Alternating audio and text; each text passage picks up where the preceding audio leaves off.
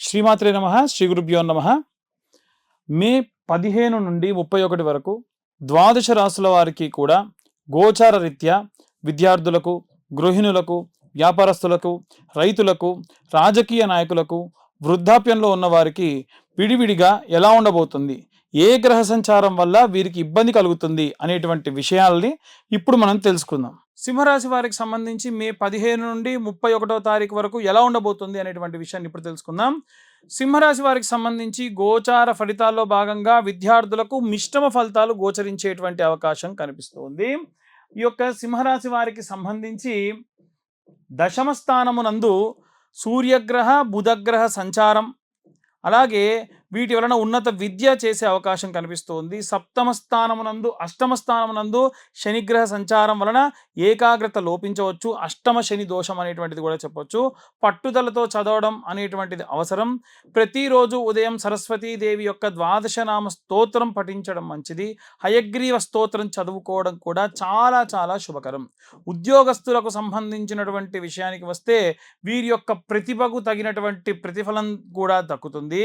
12వ స్థానంలో ఉన్నటువంటి గురు శుక్రుల యొక్క సంచారం వలన వృత్తిలో కొంత రకమైనటువంటి కొన్ని రకాలైనటువంటివి ఒక స్ట్రెస్తో కూడుకున్నటువంటి పనులుంటాయి, బాధ్యతలు పెరుగుతాయి. ఆపై అధికారుల నుండి కొన్ని రకాల ప్రశంసలు కూడా అందుకుంటారు. స్థానచలనం ఖచ్చితంగా కనిపిస్తోంది. కొత్త ఉద్యోగ అవకాశాలు కూడా కలిగే అవకాశాలు కనిపిస్తూ ఉన్నాయి. శనివారం రోజున హనుమాన్ చాలీసా పారాయణం చేయడం, అలాగే శని చాలీసా పారాయణం చేయడం, శనిదేవుడికి తైలాభిషేకం చేయడం వల్ల ఆటంకాలు తొలగుతాయి. భార్యాభర్తలిద్దరికీ సంబంధించి సప్తమ స్థానంలో ఉన్నటువంటి రాహుగ్రహ సంచారం వలన భార్యాభర్తల మధ్య చిన్నపాటి అభిప్రాయ భేదం చాలా పెద్ద కమ్యూనికేషన్ గ్యాప్గా అయ్యే అవకాశం ఉంది. ఒకరినొకరు అర్థం చేసుకుంటారు, కానీ సహనంతో వ్యవహరించాలి. మంచి చెడులు కూడా భార్యాభర్తలు ఒక భాగస్వామ్యుల్లాగా అన్ని రకాలుగా షేర్ చేసుకుంటే మంచిది. ఆరోగ్య విషయంలో కాస్త శ్రద్ధ వహించండి. శుక్రవారం రోజున లక్ష్మీదేవి యొక్క అష్టోత్తరం పఠించడము, లలితా సహస్రనామ పారాయణం చేయడం వల్ల దాంపత్య సుఖం అనేటువంటిది కలుగుతుంది. వివాహం కోసం ఎదురు చూసేటువంటి వాళ్ళు వివాహ ప్రయత్నాల్లో కాస్త జాప్యం జరిగేటువంటి అవకాశం ఉంది. ఎందుకంటే 12వ స్థానంలో గురు శుక్రుల యొక్క కలయిక అనేటువంటిది ఉంది. కాబట్టి ఏదో ఒక కారణం చేత మీ పనులన్నీ వాయిదా పడుతూనే ఉంటాయి. అయితే దశమ స్థానంలో సంచారం చేస్తున్నటువంటి కుజగ్రహ సంచారం వలన మంచి సంబంధం నిశ్చయమయ్యేటువంటి సూచనలు కూడా ఉన్నాయి. ఎందుకు అంటే అక్కడ కుజుడు స్వక్షేత్రంలో సంచారం చేస్తూ ఉన్నాడు. మంగళవారం నాడు సుబ్రహ్మణ్యేశ్వర స్వామికి అభిషేకాది, అష్టోత్తరాది, షోడశ ఉపచారాల పూజలు చేయించడం, కుజగ్రహ శాంతి చేయించుకోవడం చాలా మంచిది. ఈ ప్రతికూల పరిస్థితుల నుండి దూరం అవుతారు. రైతులకు సంబంధించి వ్యవసాయ రంగంలో ఉన్నటువంటి వారికి కూడా చాలా అనుకూలంగా ఉన్నటువంటి కాలం.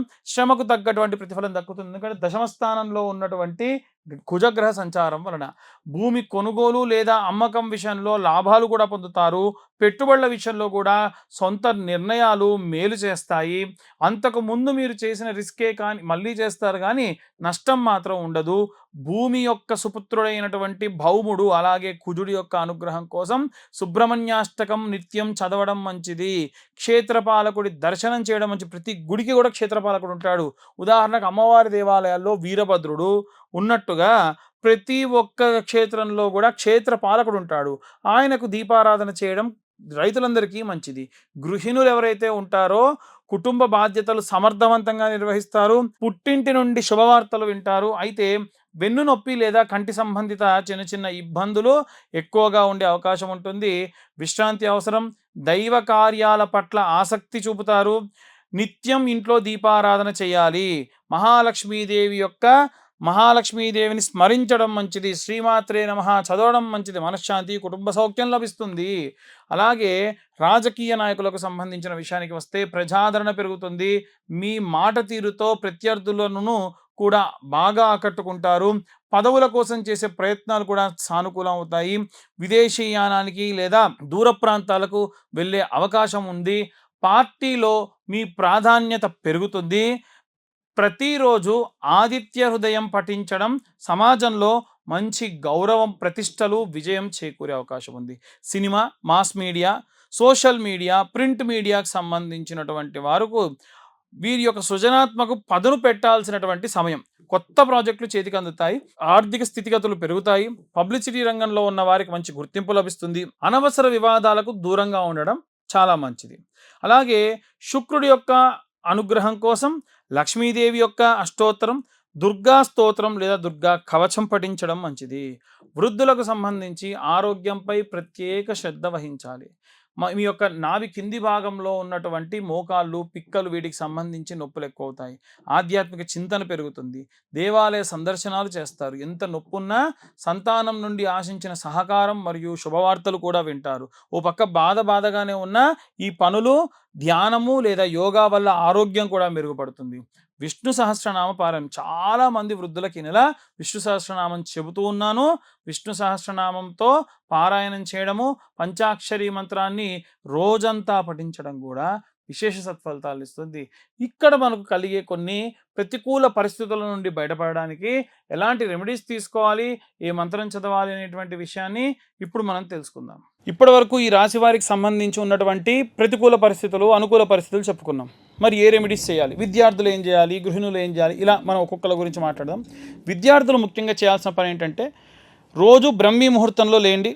వీలైతే మీద దక్షిణామూర్తి స్తోత్రం ఒకరోజు, గణపతి స్తోత్రం ఒకరోజు, లేదా వీలైతే హయగ్రీవుడి యొక్క స్తోత్రం ఇలా 11 సార్లు చదవండి. మీరు ఉదయాన్నే గణపతి దగ్గర గరక తెచ్చి పెట్టుకోండి. బుధవారం కానీ లేకుంటే ఇంకే రోజులో అయినా సరే, ప్రతిరోజు చేసినా మంచిదే.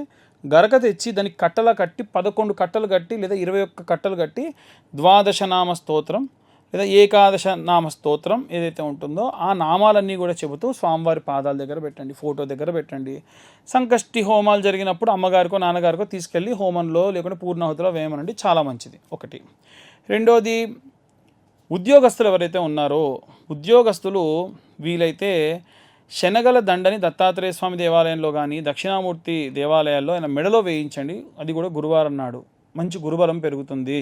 ఉద్యోగస్తులకు కావాల్సింది అదే. వివాహం కోసం ఎదురు చూస్తున్న వాళ్ళు కూడా ఇదే చేయాలి. వీలైతే మీ అమ్మా నాన్నతో చేయించండి. వివాహం కోసం ఎదురు చూస్తున్న వాళ్ళు గురువారం రోజు ఉదయం 7:20 నానబెట్టిన శనగలతో కూర్చున్నటువంటి శనగల దండని. అలాగే గురుగ్రహానికి సంబంధించి జపం కూడా చేయించుకోండి. ఈ యొక్క ఉద్యోగస్తులు అలాగే వివాహం కోసం చూస్తున్న వాళ్ళు, డైవర్స్ అయ్యి మళ్ళీ కలవాలనుకునే వాళ్ళు కూడా ఈ యొక్క రెమెడీ పాటించవచ్చు. అలాగే ఎవరైతే గృహిణులు ఉంటారో వారు నిత్యము కూడా శ్రీమాత్రే నమః అన్న పారాయణం చేయడము, గడపకు పసుపు పెట్టడం, రోజు స్నానం చేయకుండా ముందు స్లేపం చేయకండి. మీరు స్నానం చేసిన తర్వాతకే ఊడవడం కూడా చేయాలి. స్నానం చేయకుండా చీపురు పడితే కూడా జ్యేష్ఠాదేవికి నచ్చదు. ఏదో రకమైన నష్టము, లాస్ అనేది జరుగుతుంది. సింపుల్ పని కదా. లేవగానే కాలకృత్యాలు తీర్చుకొని స్నానం చేసిన తర్వాతకే ఇల్లు ఊడవండి, లేకుంటే అస్సలు మంచిది కాదు. మళ్ళీ చాలాసార్లు చెప్పాను, ఇప్పుడు చెప్తున్నాం. గడప పూజించుకోండి, గడపకు పసుపు పెట్టుకోండి, దేవుడి దగ్గర దీపారాధన చేయండి. భార్యాభర్తల మధ్యలో గొడవ ఉంటే భర్తతోని ఎంత గొడవ ఉన్నా సరే తీసుకొచ్చి సాయంత్రం సమయంలో దీపారాధన చేయండి. ఆవు నెయ్యితో కానీ, విప్ప నూనెతో కానీ, సంపెంగ నూనెతో కానీ ఎర్రటి ఒత్తులుగా చేసి, కుంకుమతో చేసినటువంటి ఎర్రటి ఒత్తులతో దీపారాధన చేస్తే మంచిది. అలాగే వ్యాపారస్తులు బుధవారం రోజు ఆవుకు గడ్డి, పచ్చి గడ్డి కనుక నైవేద్యంగా సమర్పించడం, అరటిపళ్ళు పెట్టడం, దాని ఆరోగ్యానికి సంబంధించిన వ్యాక్సిన్ వేయించడం కూడా చేస్తే ఉన్నత వ్యాపారాభివృద్ధి కలుగుతుంది. ఇవే కాకుండా ఇక ఎవరైనా సరే వివాహం కోసం చూస్తున్నటువంటి వాళ్ళు ఉంటే గనక కన్యాపాష్పతం, వరపాష్పతం లాంటి హోమాలు చేయడం జరుగుతుంది. కింద నా నెంబర్ ఉంటుంది, కావాలంటే నెంబర్ కాంటాక్ట్ చేయొచ్చు. ప్రతి నెల 2వ అలాగే ఆఖరి మంగళవారంలో ఈ యొక్క కన్యావర పాష్పత హోమాలు చేస్తున్నాం. వివాహం కాని వారి కోసం ఈ యొక్క రుక్మిణి కళ్యాణం కానివ్వండి, కన్యావర పాశుపతాలు కానివ్వండి చేయించుకుంటే చాలా మంచిది. అవన్నీ కూడా మా ఆధ్వర్యంలో జరుగుతూ ఉంటాయి. ఇవే కాకుండా అవుట్ ఆఫ్ కంట్రీ వెళ్ళాలనుకునే వాళ్ళు కానీ, పొలిటీషియన్స్ కానీ ఆదిత్య హృదయం లేదా అరుణ పారాయణం చేయించడం చాలా మంచిది. రాజశ్యామల అమ్మవారికి సంబంధించినటువంటి యాగం చేయడం కూడా మంచిది. ఈ రాజశ్యామల అమ్మవారి యొక్క హోమానికి సంబంధించి పీతవర్ణం, గ్రీన్ కలర్ పంచగట్టుకొని ఈ హోమాన్ని చేయించాలి. ఇవి కూడా ప్రతీ నెల, అంటే ఒక్క రాజకీయ నాయకులకే కాకుండా ఫారిన్ కంట్రీకి వెళ్ళాలనుకున్న వాళ్ళకి, అధికరణ సిద్ధి రావాలనుకున్న వాళ్ళకి, ప్రమోషన్స్ రావాలనుకున్న వాళ్ళు కూడా ఈ హోమాలలో పాల్గొనవచ్చు. ఇవి కూడా ప్రతీ నెల కూడా ఇవి కండక్ట్ చేసేటువంటి ఆలోచనలో ఉన్నాము. ఇలా మనకు ఉన్నటువంటి ఎన్నో రకాలైనటువంటి దోషభూయిష్టమైన పనులన్నీ కూడా మనం ఈ రెమెడీస్ ద్వారా తొలగించుకోవచ్చు. రైతులకు సంబంధించి, పొలాలకు సంబంధించి ఇబ్బంది పడుతున్న వాళ్ళు చాలామంది ఉన్నారు. సుబ్రహ్మణ్యేశ్వర స్వామికి కానీ, ఆంజనేయ స్వామికి కానీ అభిషేకం చేయించండి. ఆంజనేయ స్వామికి అభిషేకం చేసిన జలాన్ని కొంత తీసుకొని బాటిల్లో పెట్టుకోండి. సుబ్రహ్మణ్యేశ్వర స్వామి అంటే జంటనాగులు, రావి చెట్టు వేప చెట్టు కింద జంటనాగులు ప్రతిష్ఠించుంటారు కదా, అక్కడ మీరు అభిషేకం చేసి ఆ పాలు నీళ్లు పడ్డ మట్టి ఉంటుంది కదా, ఆ మట్టి తీసుకొని ఆంజనేయ స్వామికి అభిషేకం చేసిన నీళ్లు ఈ మట్టి మీ పొలంలో చల్లుకోండి. నైరుతి మూలలో నిమ్మకాయ కోసి పెట్టండి, గుమ్మడికాయ కొట్టి పెట్టండి. బలి కుంకుమ పసుపులు వేయకూడదు, కేవలం కోసి అలా పెట్టాలంతే. దానివల్ల పంటకు ఏవైనా సరే చెడు దృష్టి దోషం అన్నీ కూడా పోతాయి. ఒకవేళ మీకు చాలా పెద్దగా ఉందనుకోండి, దాన్ని విడివిడిగా భాగాలు ఎకరం భాగాలుగా చేసుకొని ప్రతి ఎకరానికి కూడా ఈ నిమ్మకాయ జస్ట్ ఒక నిమ్మకాయ కోసి పెట్టండి. అది మీరు ఏ వారమైనా చేయొచ్చు, సోమవారం నుండి ఆదివారం వరకు ఎప్పుడైనా చేయొచ్చు. ఈ వారం చేయాలి ఈ వారం చేయకూడదు అని ఏమీ లేదు, అలా చేయండి. దీనివల్ల రైతులందరూ కూడా మంచి అభివృద్ధి చెందుతారు, బాధపడకుండా ఉంటారు. అకాలంగా ఏమన్నా జరిగేటువంటి పనులని మీకు ముందే తెలుస్తూ ఉంటాయి. వృద్ధులు ఎవరైతే ఉంటారో వారందరికీ నేను పదే చెప్పాను, విష్ణు సహస్రనామ పారాయణం కానీ అలాగే వెంకటేశ్వర స్వామి యొక్క గోవింద నామాలు కానీ చదవడం మంచిది. భార్య భర్త ఇద్దరు కూడా కూర్చొని రోజు సాయంత్రం పూట ఏదో ఒక స్తోత్రం కలిసి చదవడం వల్ల విశేషమైనటువంటి లక్ష్మీ కటాక్షం కలుగుతుంది. డబ్బు కోసం ఇబ్బంది పడుతున్న వాళ్ళకు కూడా ఇబ్బందులన్నీ కూడా పోతాయి. ఇక ఇవన్నీ కూడా గోచార రీత్యా చెప్పేటువంటి విషయాలు మాత్రమే. ఇన్ డీటెయిల్గా జాతకం కావాలనుకున్న వాళ్ళు మీ పేరు, మీ date of birth, time, place కింద ఉన్న నెంబర్కి వాట్సాప్ చేస్తే డీటెయిల్డ్గా 60-70 పేజీల్లో జాతకం మీకు చాలా విపులంగా ఇవ్వడం, తర్వాత డీటెయిల్గా దాని గురించి మాట్లాడడం కూడా జరుగుతుంది. సర్వే జనా సుఖినో భవంతు. స్వస్తి.